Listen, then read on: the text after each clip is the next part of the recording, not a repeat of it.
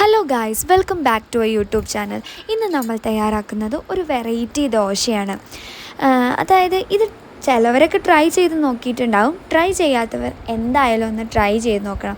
എന്നും ഒരേപോലത്തെ ദോശ കഴിച്ച് മടുത്തവർക്ക് ഇതൊരു ചേഞ്ചായിരിക്കും. അപ്പോൾ ഒരു ജാറിലേക്ക് കുറച്ച് ഉള്ളി, പച്ചമുളക്, അരിമാവ്, ജീരകം, മുളക് പൊടി.